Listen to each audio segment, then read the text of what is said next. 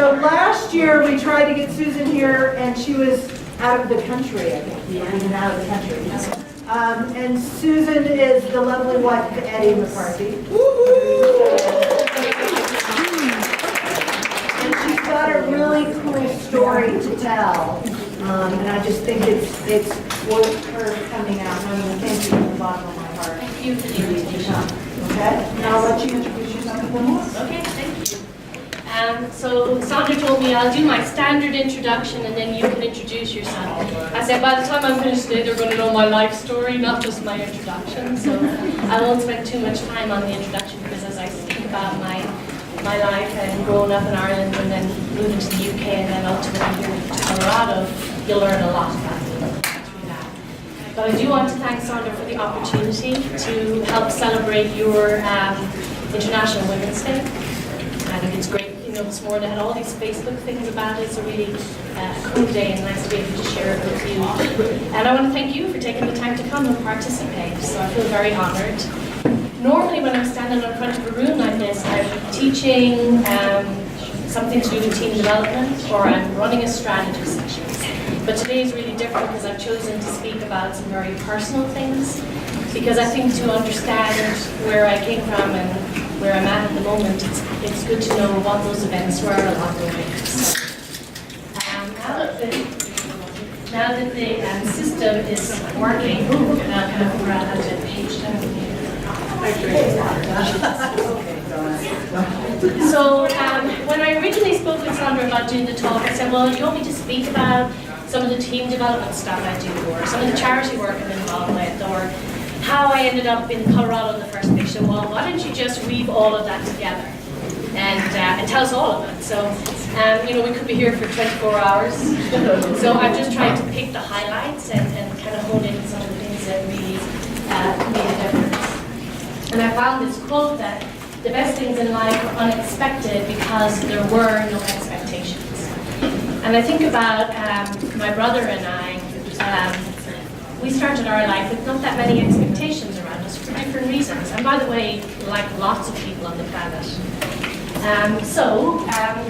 My story began with my grandmother. It's hard to see on the screen. Actually, is there a way to turn the lights off that are on the screen?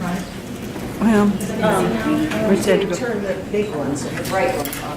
Yeah, the ones that are kind of shut much off. Is that easier? That's good. Yeah, so my life began back in 1962, August 62. I was born in 61, but my grandmother was hanging out the washing in her back garden, and she heard a baby crying. And she shouted over to her neighbor and said, Bridget, is that your baby that's crying? And she's like, no, he's asleep. And so my grandmother went back into the house and couldn't hear the baby crying anymore.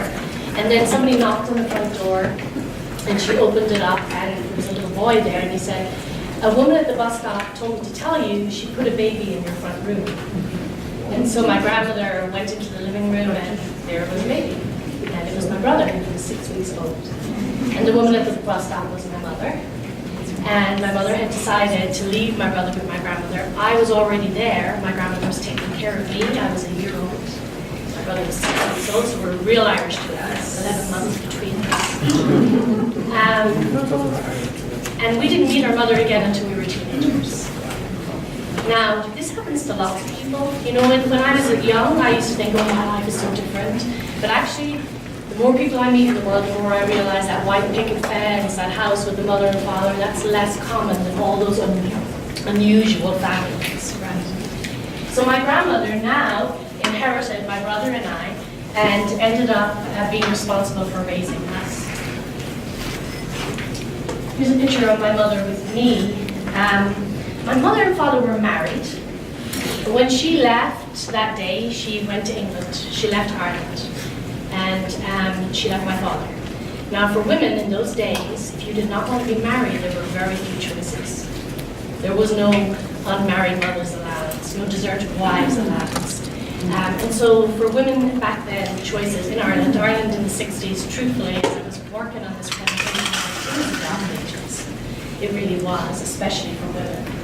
And she was, at this point, when she left, 18 years old with 2 children. So you some of the things a woman could not do in Ireland in 1961 when she got her vote moved to the UK. First of all, if you worked in the bank or in public service, you had to resign the minute you married. I don't know if that was true in the US at any point, but even if you were a teacher at one point in Ireland, you had to resign when you got married. So you lost your income. That law wasn't repealed until 1977. Can you believe that? You could not sit on a jury, because to sit on a jury you had to own property. And most women didn't own property, their husbands did. This law wasn't repealed until 1976.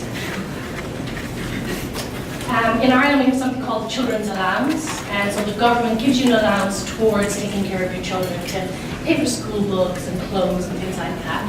A woman could not pick up the children's allowance until 1974. The man had to pick it up.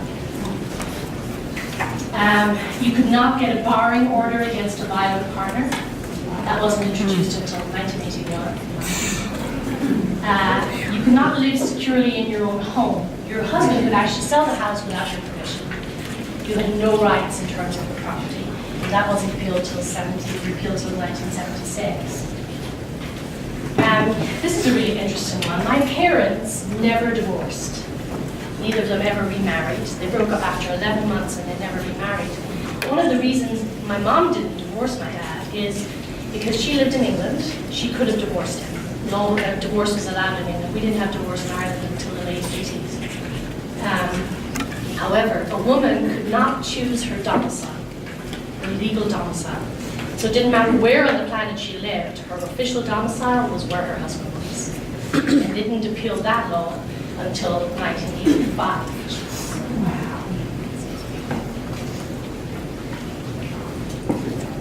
A woman couldn't buy contraception until 1985.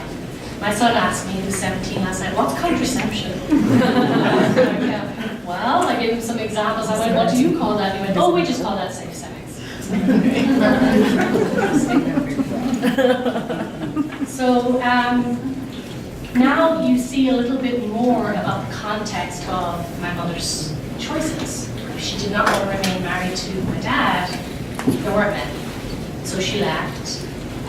Oh, here's another funny one that we will not believe. Until 2002, a woman could not order a pint in a pub. If they accidentally poured it for you, they would come over with two, we call it a half pint glass, we call it a glass, and they would literally make you split the pint into the two glasses. And there was a big protest in Dublin in the 1970s, and 30 women marched on a pub, and they ordered 30 brandies, and they served them the 30 brandies, and then they ordered 1 pint, and they wouldn't serve them the pint. And that was in the 70s. So you see, I grew up in the dark ages, truly. Sorry. But you were a man, so you were all good.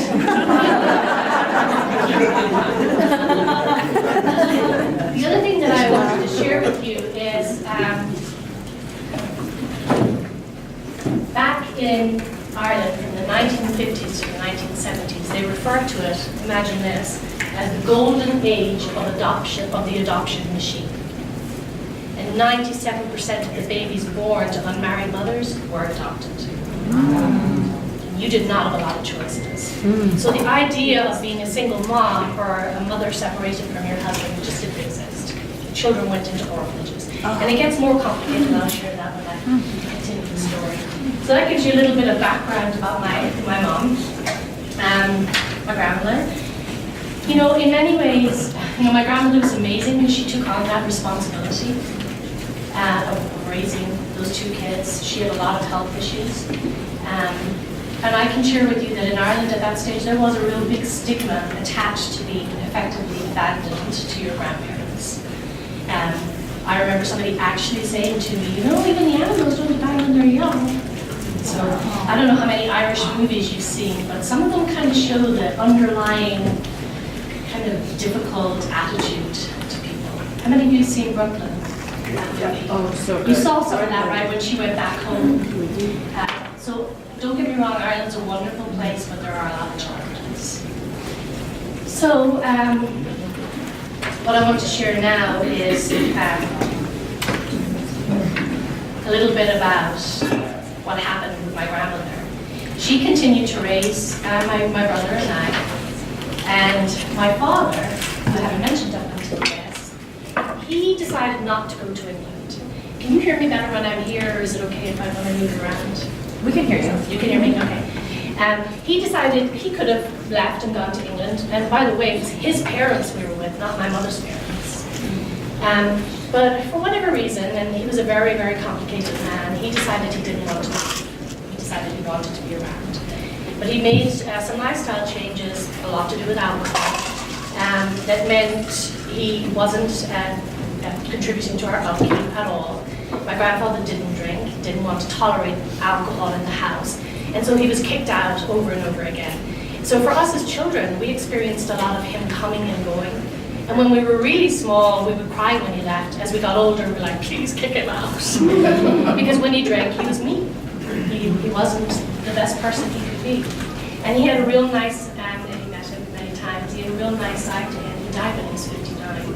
A lot to do with that hard life that he chose to live. And we did reconcile with him completely before he died. But it doesn't change what the childhood was like and what the responsibility was for his mom and dad. So here's a picture of the Irish twins. I think we both look a bit sullen in the ones to the left, but we did not understand, obviously, when we were children, those social attitudes towards children in our situation. That became more apparent as we got older. And my grandmother did a really good job of sheltering us from it. She was a very loving and caring person. And I just want to celebrate her, because she ended up taking in washing, just so she could keep us in clothes and send us to school, because my father was so inconsistent with providing the funds. And she had a lot of health issues. She never talked about them with us. I remember her very clearly. She and I shared a room together. When I was 9, my grandmother died.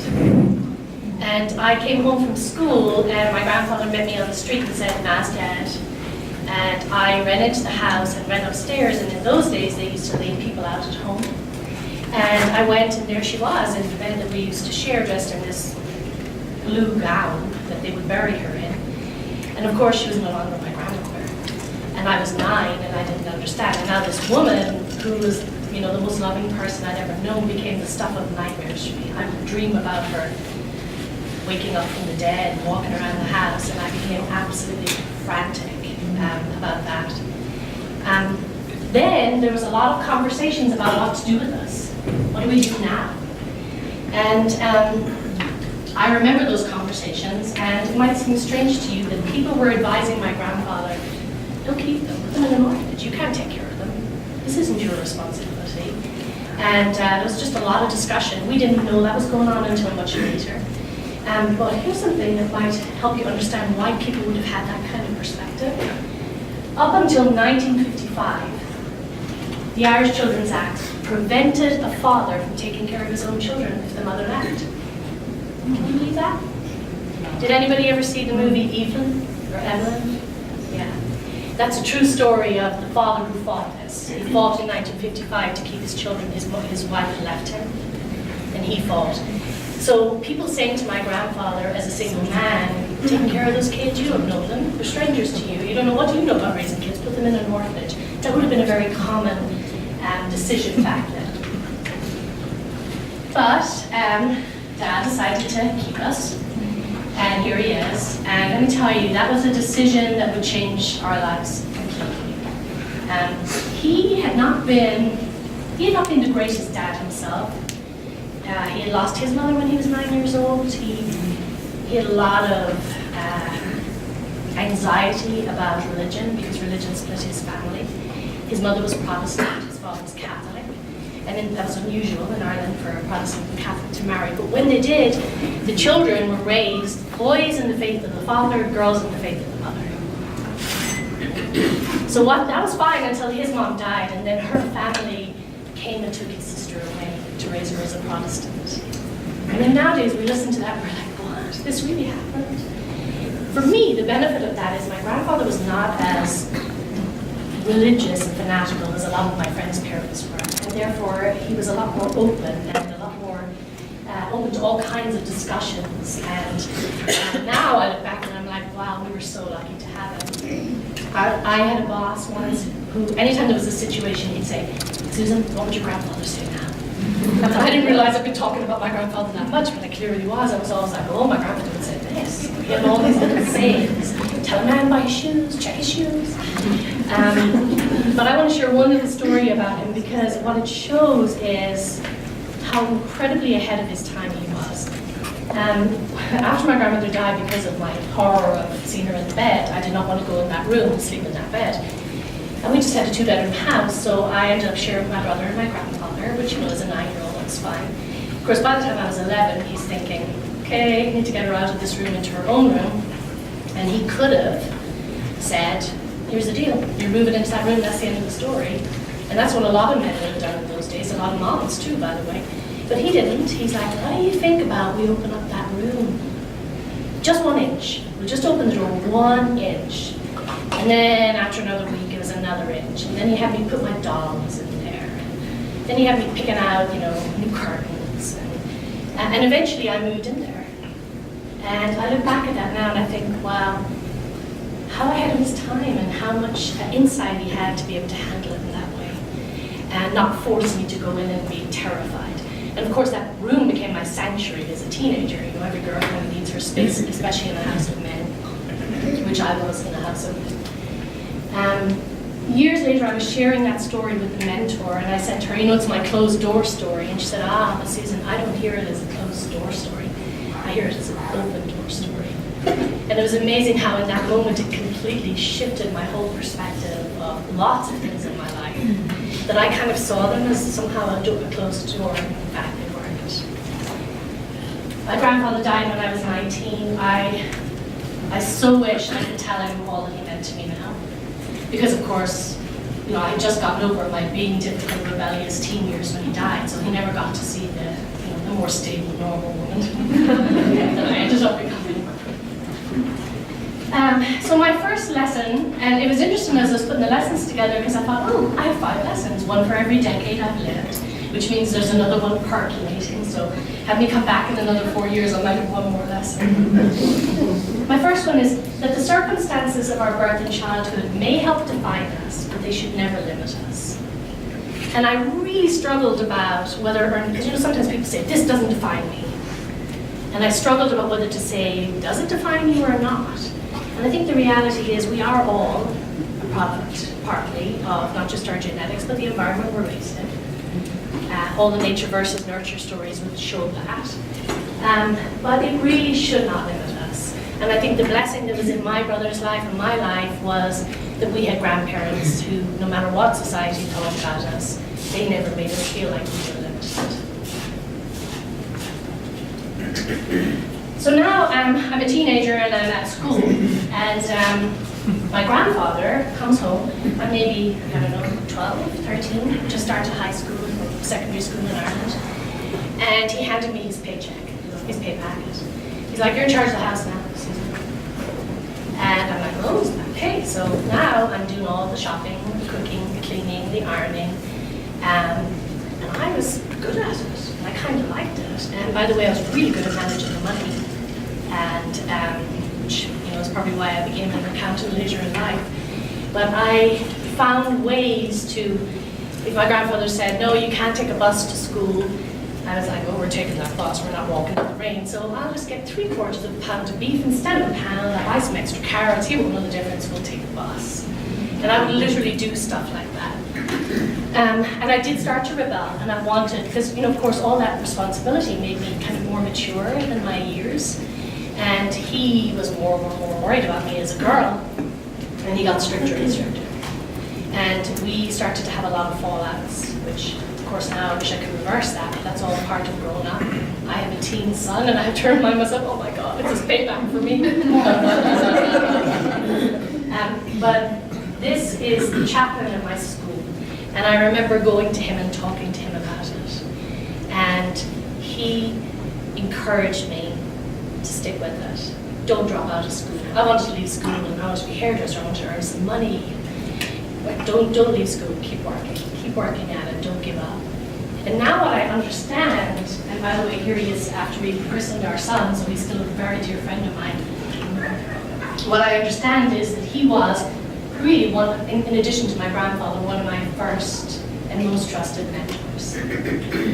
And a mentor is defined as someone that's experienced and a trusted advisor. And I think one of the things that made the difference in my life as I look back to it, because there were a lot of places where you could have gone off the rails. You know, the expectations, because I was being raised without a mom, for example, was I would get pregnant, or I would get married really young, or I'd go off the rails, which a couple of times I was close. Having a mentor there meant that didn't happen. Having someone who was willing to encourage you. And I have found in my work life that mentors have made a huge difference. And a lot of the mentors in my life just showed up. There was no formal mentoring agreement. You know, sometimes you hear about that. No, they were just there at the right time. And some of them were long-term relationships, and some of them were more brief. And one of my first, after Father Sean, was in my first job, I was a receptionist. And the guy who ran the office was an accountant. And he said, I'm really busy. I'm going to show you how to post to the ledger. I'm like, oh my God, I failed math at school. I don't think I can do this. And he's like, no, I need your help. I'm going to show you how to do it. And he showed me, and it made sense to me because it wasn't algebra, just saying. And all of a sudden, by the way, in those days, they were still manual ledgers, the big purple books and burgundy color books. And he taught me how to do bookkeeping, double entry bookkeeping. And I didn't like him. I didn't like working for him. He wasn't that nice, but he was really good at teaching. And so sometimes the mentors in our lives are not the people that make us feel good. They might even be the ones who challenge us. So that's something else to keep in mind. Ultimately, I moved to the UK, and I ended up working for a guy who, within maybe 2 weeks of working for him, he said, you should go back to school and qualify as an accountant. I'm like, well, how would I do that? You know, and at this stage I'm in my 20s, and I didn't want to go back to school. And he's like, you should do it. I'll have the company sponsor you. And I went back to school, and it took me 4 years, and I qualified as an accountant, with him supporting me all the way and encouraging. And one of the things that was really good about him is not just with me, but with all of his team, he really saw the gifts that people had. Because we all have different gifts, and we all have gifts. And he was just someone who saw it so clearly, and he nurtured that gift. The first time I took a statistics paper, I failed it. We got an F. I had 3 A's and an F. I'm like, I'm never going to qualify. And one of the men at work said, I have a degree in math, I'll help you, you're a smart girl. So I'm like, okay. So we sit down for a few minutes, and he's working with me, and he's like, oh, you are kind of stupid. I'm like, I know, I told you. He was a genius. So he didn't just know one way to solve it, he knew 50 ways. And he would keep working it until he's like, oh, now I see how she thinks. And he helped me. Now, let me tell you, if I took that test today, I still wouldn't pass it because I have no natural mathematical ability, but he helped me have a strategy to get through it. Another mentor that showed up. So the company that I was working for in, at this stage, London,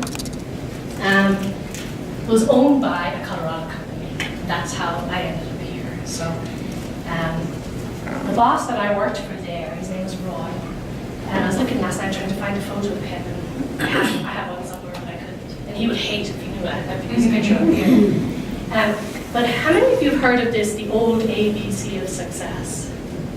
It's actually accredited to an American architect and businessman, Charles Lockwood. At one point in his life, he ended up being the CEO of Unilever. And he used to say that success is all about the good old ABC. You have the ability, you have the breaks, and you have the courage. And this boss of mine, Roy, always talked about that. And I think about it a lot. Because my brother and I were even having a conversation about it. He had worked on a project in France, and he had this opportunity to go back to school. And he said, you know, I look back at it now, I didn't have the courage to do it. Or maybe a break didn't come, or maybe you didn't have the ability for something you were after. For me, when opportunities came, I had the opportunity to come to the US, and they told me it's 2 years and there's no guarantee of a job at the end of it. You have to kind of apply this. Okay, do I have the ability to go and make that work? Maybe, yeah. It's break, they're going to pay for me to move, they're willing to move my husband, and he had to go back to school because he wasn't allowed to work for the first 3 years. And then it's having the courage. And I look back at a lot of things in my life and I'm saying, yeah, he's right, those 3 factors are there. So it's really simple, so keep that in mind. I think it's, for me, it was a very valuable thing to be shared. Are we doing okay? All right. So what I want to say about mentors is there's been a lot of research in this area, and it has been proven that mentoring leads to improved career outcomes. I would not be in the US today if it wasn't for the mentor encouraging me to go back to school. Improved employee engagement scores. So when an employee is being nurtured through a mentoring program, they develop, they do well, they have someone who's taken an active interest in their development, right, and their performance. It improves employee retention and inclusivity scores. But this is the really important one. The mentors benefit as much as the mentees.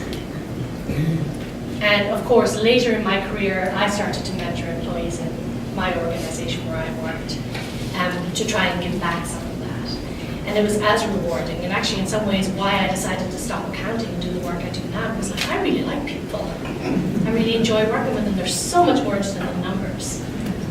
Aren't we?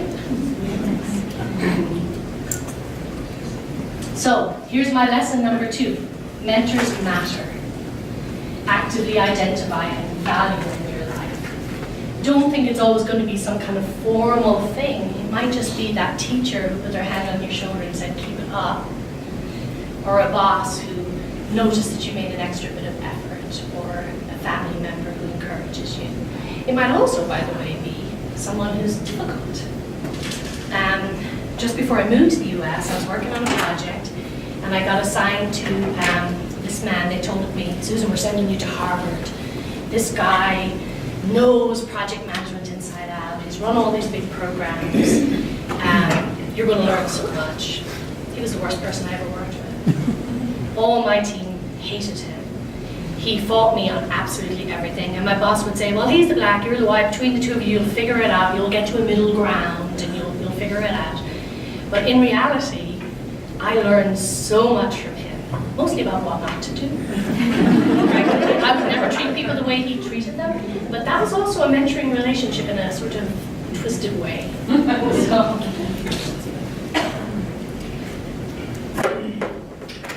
So the emigrant path.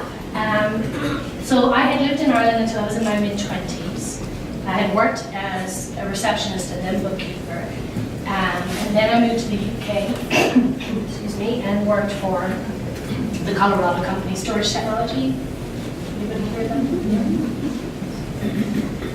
And for several years I worked in their UK subsidiary. Then I moved to their European headquarters, and I was promoted to a pan-European manager, and I would run finance projects across Europe. So I had the chance to, go to Germany and France and different places, usually 6 months at a time, rolling out a project.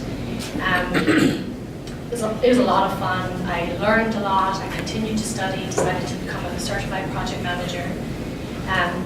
But then I was hitting my late 30s, and Eddie and I had met and got married, and I really wanted to have a baby. So my boss said, well, why don't you take this assignment in the US for 2 years, and you can focus on that. And that's how we ended up here. We're still here, by the way. That was not the plan, but we love Colorado, and we really enjoy living here. While I was working in the US, I was promoted to the director of the finance program office. I was one of maybe 5 women in 5,000 that were executives at that level in those days. That's about 15 years ago. Those proportions have improved a great deal. One of the opportunities that I had as part of being in that role was to attend a women's development program called Influence. And they had one for men called Focus and one for women called Influence. And it was a year-long leadership development program. And I wasn't too sure about it because it was going to be all women. And remember, from when I was 9 years old, I was surrounded by all men, pretty much. I worked in all-male teams. I was often the only woman on the team. And I was like, well, God, I don't know, how will I fit in? Anyway, I went to this program, there was 25 women, and it changed my life. One of the days, we all got to share our mother's stories. And I swear, we were crying all day because every woman in that room, and they were all vice presidents and directors, had survived so many amazing things. And it was like, is there some kind of correlation here between having a difficult childhood and ending up in these leadership roles? I don't know, but everything from, one girl, her dad used to tie them up in their basement and leave them for days on end. And she was vice president now, so composed. So this program, Influence, absolutely changed my life. And one of the focuses that they had was to teach you to be inquiring, to look inwardly, to be very aware of yourself as a person and your strengths. And one of the tools they used, they did about 5 different tools. One they used was emergenetics. This is my emergenetics profile.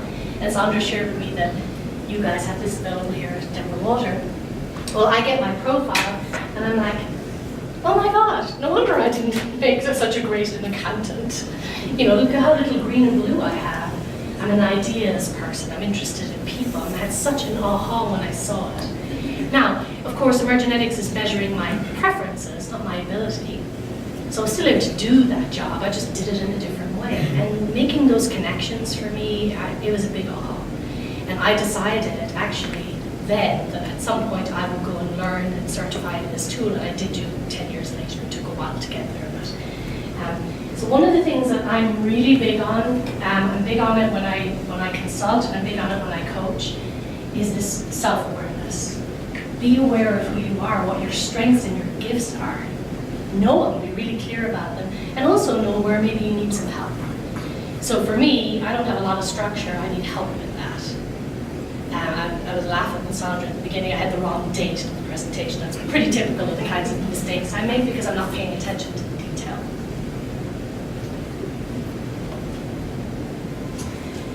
My next little lesson learned was, as well, part of this leadership program. And the other thing that really struck me about all the women was they were all volunteering in all kinds of organizations. They were on boards. They were working with nonprofits, and I wasn't doing any of that. And I was feeling kind of like, oh my God, I'm not doing anything worthwhile. And how am I going to fit it in? And I should be doing it. And I was really feeling the pressure of that. And I spoke to one of the women who led this program, who's become a great friend and mentor to me, another mentor, and the first real female mentor. And now I have several, but she was the first one. And she said, Susan, it's not your season to volunteer. It's your season to be a mom. Your son is 6 years old. You have a full-time job. You're trying to balance all of that. You have a lot of responsibilities. Let go of it. The season for you to volunteer will come. It's just not now. I'll tell you, it was like someone just took a big bag of weight off my shoulders, like, oh, that's okay, I'm all right. Because a lot of the women, while they're the same age as me, I didn't have my son until I was 40, a lot of them were my age, but their kids were in college. They were in a different place in their lives. So I encourage women and men, by the way, we all have so much on our plate. Recognize what season you're in, and don't try to do it all. And I had this vision of I could be off doing all this stuff. I always was interested in children, and my son could be 20 years later saying, she was never home, she didn't do anything for me. And I actually ended up consciously making it a big priority. We both felt very strongly about that, Eddie and I, because we were older parents. So there's lesson 4. In each of our lives there are seasons. Recognize it and honor it. Take that pressure off. I'll get to that, but today I'm this. I'm going to do this the best I can. So back 7 years ago, I was working for Oracle. I think in that prior slide you saw that Storage Tech got acquired by Sun, and after 5 years, Sun was bought by Oracle, and I stayed with Oracle for a year. I was 23 years in total with those 3 companies. And Oracle were very gracious, and they had opportunities, but I just couldn't face starting all over again in another new organization. So I set up my own business. And it was intended to be mostly about coaching. My intention was I was going to work one-on-one with people. But I think just by the very nature of what environment I came out of, the corporate world, a lot of what it ended up coming was corporate engagements, working with teams. And I love it. I really enjoy it. It's a lot of fun, especially when I work with teams on a continuous basis, several of which that I do. So that's just a little bit about why I decided to set up my own business. It's challenging. I miss being part of something. You saw on my profile how much social thinking I have. So for me, some days I'm at home and I'm like, okay, there's no one to talk to. And, you know, I do miss some of that belonging that you have when you're an employee. So this is my last lesson. And the lady who told me, Susan, this is not your season to volunteer, called me back in 2012 and said, this is my last trip to Africa, and if you want to come with me, this is your chance. By the way, she's been 4 times since, but yes, Kelly. And she's the founder of Emergent Ethics, actually, and she was on the board of an African charity at that time, a Colorado African charity.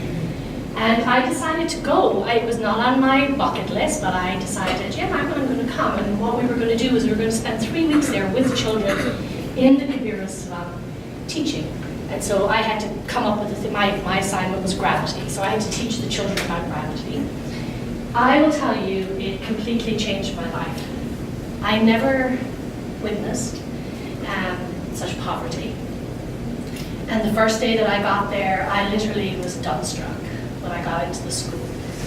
And it was loud, and the classrooms, they had, you know, the children, you know, had all these tattered uniforms, and I'm not often dumbstruck, but I was completely dumbstruck for the first 10 or 15 minutes. And they were making the lunch, and it really smelled terrible. And then the teachers came in the slum. You see what it's like. And they were in suits and ties. And one of the reasons we were in that school is the teachers hadn't been paid for 3 months because the school didn't have the money to pay them. And they still showed up to work looking like, we're here. And then they brought us into the classroom, and I saw the children, and I've been to Africa many times since then, and I never saw the poverty again. It's there, don't get me wrong, but that's not what you see. You see the children, the people, the spirit, children that are happy, really happy. And so, wasn't it ironic that 10 years after I was feeling so bad about not doing anything that I would end up with such a passion? Here's where we were teaching the gravity, and we had these little cuts of plastic that some supermarket donated, and we put a little weight on it with twine, and we built them in the classroom. And we went out in the yard to play with them, and when we were finished, the kids lined up to give them back to us. They just assumed they wouldn't be able to keep them. They were just little squares of plastic. And they were so excited, we're like, no, they're yours to keep. You know, of course, now I'm thinking, oh my God, we're taking plastic, and I'm a little more environmentally aware of it. And then I decided, my son was asking me, Mom, are we poor? I'm like, why do you ask that? And he goes, well, you know, we don't have a hot tub. This child needs grounding. So for his 13th birthday, I took him, and he spent 2 weeks at the orphanage in Mbani. He did also go into the slum and into Soweto, but mostly he was in the orphanage, and that's him there. And I'll tell you, it was the greatest experience ever, and I'm so glad I did it. And it opened up his eyes. He was very intimidated the first night. He was sitting under his little mosquito net at the convent going, you are not to leave me, ever. Don't go anywhere without me. Within 2 days, I didn't know where he was. He was off with Marithi. The kids were arguing over whose cottage he got to go have tea at. We went down to the supermarket, and everybody at their stalls are going, hi, Callum. How do they know who he is? It was an amazing experience. And then in 2014, we went back, and we were touring one of the schools that we had taught at. That's called the Soweto Academy. And we went into this building that was like honestly, at home we had calf sheds, and that's what it was like. And there were all these beds, and there were 3 or 4 tiers, and these tin boxes, and we're like, what is this? And he goes, oh, it's the girls' dormitory. And we're like, they sleep in here, there's no windows, it's damp, and he's like, yeah, but here's what you need to understand. If these girls go home, they are defiled. Who uses these words? Do you ever hear anybody talk about being defiled anymore? It's a very old word. Or they get married off, but they don't finish school. We know if we can keep them at school at night, they'll finish school. And so that's why we have them in this building. And there was about 15 of us in this group. men and women, and we're like, that's it, we're going to come back and we're going to do something. And we didn't know what we were going to do or how we were going to do it. But now here I am, full-blown volunteering after all of that. And we actually started by making bracelets. The people who made this one donated a big old bag of them. And we made bracelets, and we raised $25,000. We needed $500,000. We're thinking, oh my God, we're going to be 10 years doing this. Well, what actually happened was one of our board members had a boss who had put $250,000 aside for Africa 10 years ago. And tons of charities had presented to him. He's like, it's not the right one, it's not the right one. And we presented to him, and he donated the $250,000.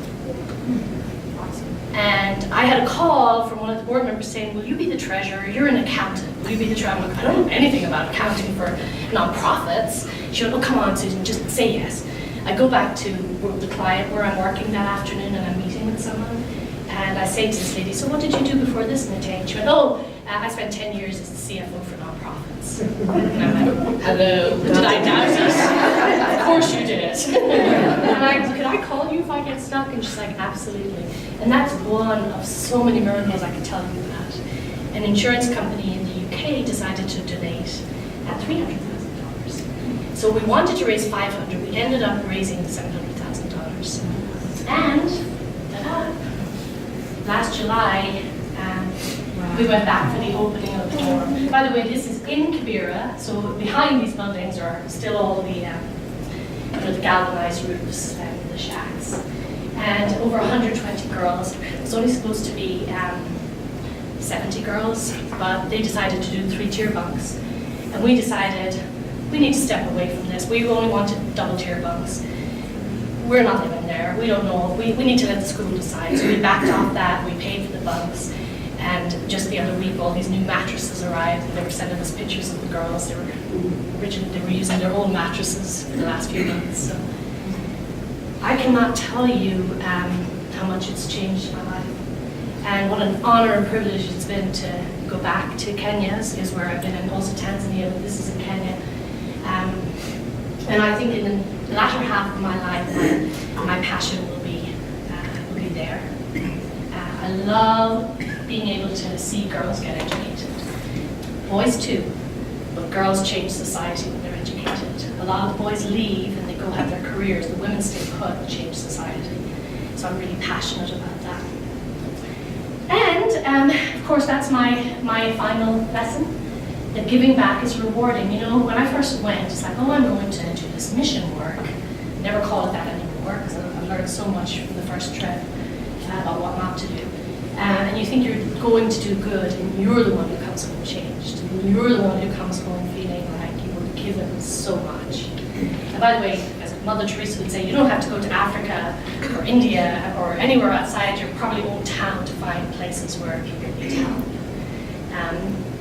So when the season is right for you, find a way to give back, because it's so rewarding.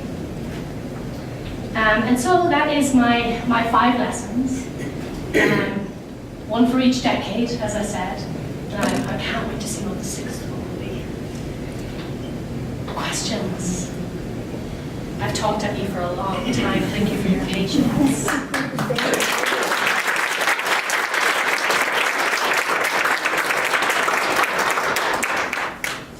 Any questions? Come on. I know you're not a shy crowd.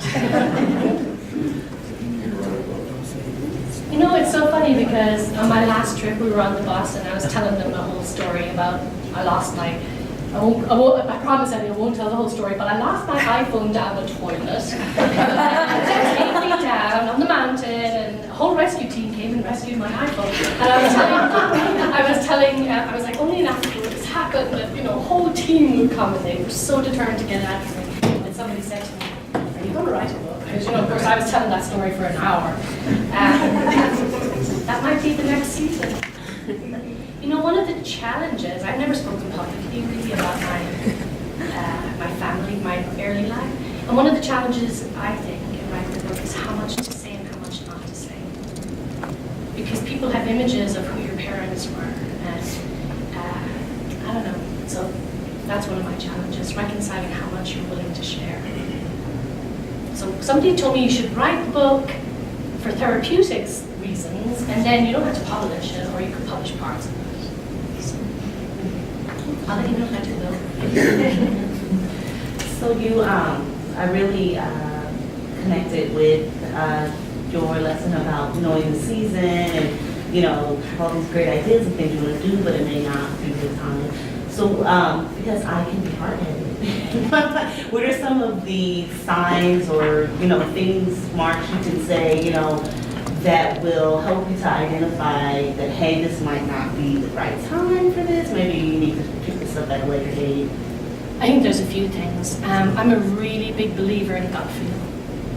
And we sometimes dismiss it, especially for our thinking preferences or analytical or structural, and we have this like gut feel that says, I don't know, I shouldn't be doing this, or I don't know what it is about this, but it's really attracting me. So that's one thing I would absolutely pay attention to. The other thing is, and this is my experience, things show up when they're meant to. And I know there's a lot of things out there about the universe, and I believe all of it, let me just say that. I believe in God, but I also believe in the universe. And it is true that when things are meant to happen, the right people just show up. And I was listening to, have any of you heard of Tama Keys? She's a local coach and author, and I highly recommend her and her books. But she was speaking recently, and one of the things she was talking about is sometimes we push in life, and it's not going to budge because it isn't the right time. So I think I pay attention to the signs, truly, and your own instincts.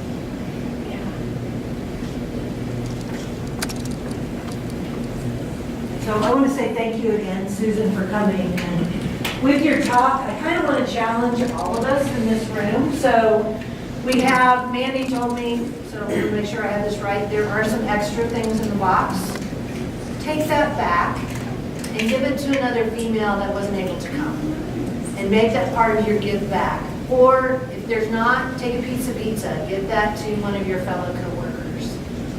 And just tell them that you appreciate them. As being a woman. And I think if we appreciate each other more in life, then we're going to make this world a better place. So I want to challenge all of you guys to do that. It's going to feel weird. Sometimes it feels weird. And no, you two can't do it together. I can already see that going. I'll give it to you if you give it to me. So stretch yourself a little bit because you really do, that giving back is so important. And it makes you feel really good about yourself. So with that, thank you. You can turn in the critique. Yeah. So did your brother come through this all okay? Yes, he did. He actually became an electrician and went to work in London as an electrician, worked for Disney in France, and then moved back to Ireland and works for Johnson & Johnson now. He has 2 kids. We go back, all our family are there, so we go back all the time. Yeah, he did. I would say that he is a more serious person than I am. Like, he'll be like typical you out there, telling everything to everyone, whereas he's way more private. But yeah, he did not go off the rails. Doesn't drink. He's a very solid kind of guy. We need those men in our lives. So thank you guys for another hand.